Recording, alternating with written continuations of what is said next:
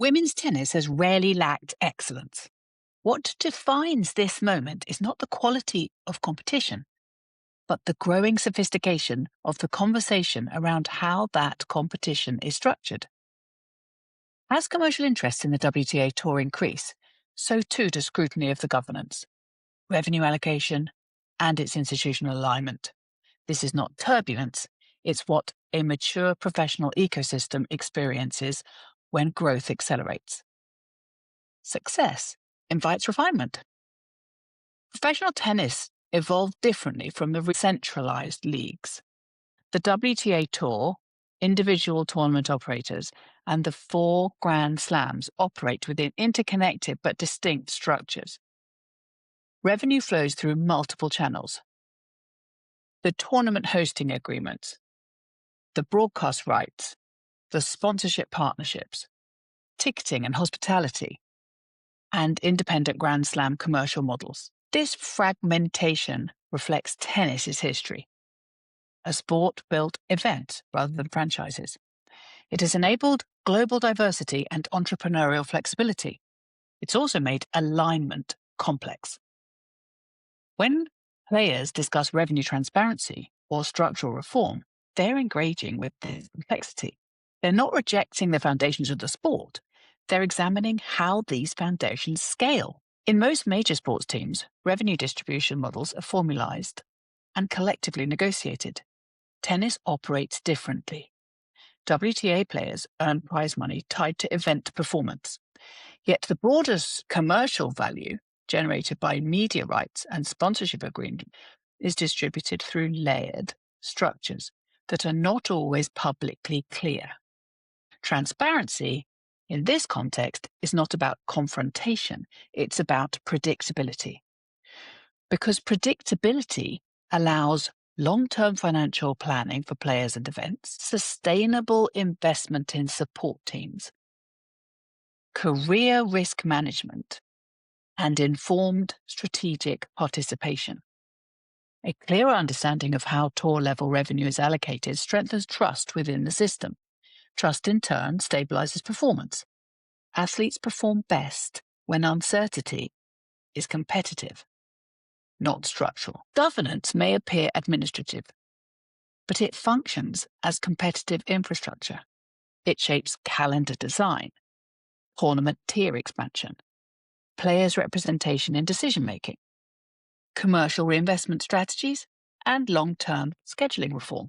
Well-designed governance does not dominate headlines. It creates the conditions for consistent excellence.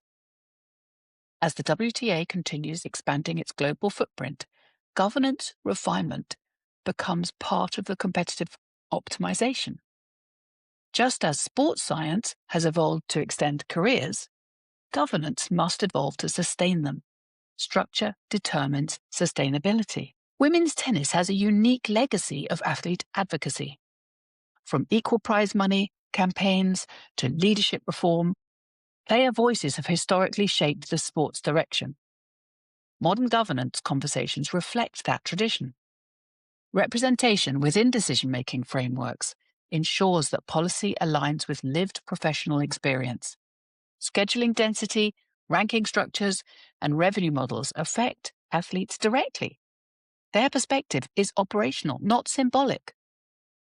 Institutional voice does not weaken authority, it legitimizes it. A system that integrates athlete input is more adaptive and more resilient.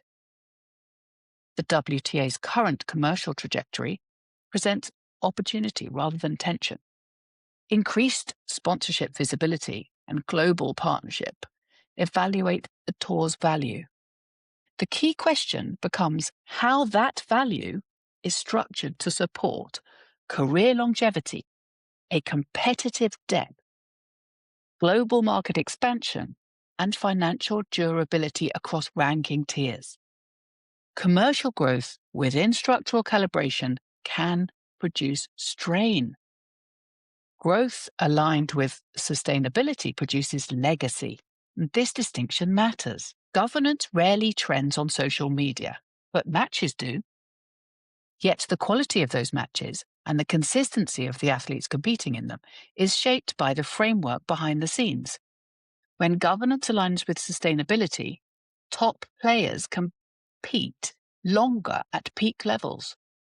Rising players can invest confidently in development. Rivalries unfold across the seasons, not moments. And the sport feels stable and coherent. Fans benefit from structural clarity, even if they never read a governance report. Durability creates narrative richness, and narrative richness deepens fandom. Women's tennis has already proven its competitive excellence. The new phase is institutional refinement, aligning revenues, representation, and scheduling with the realities of a global professional workforce. Reform in this context is not upheaval, it's collaboration. And collaboration, when done well, extends greatness rather than interrupting it. The story of women's tennis has always been one of evolution. This chapter is no different, except that the stakes are larger, the platform is broader, and the opportunity for structural sophistication has never been clearer. Growth built on durability is growth that lasts. Thanks for listening.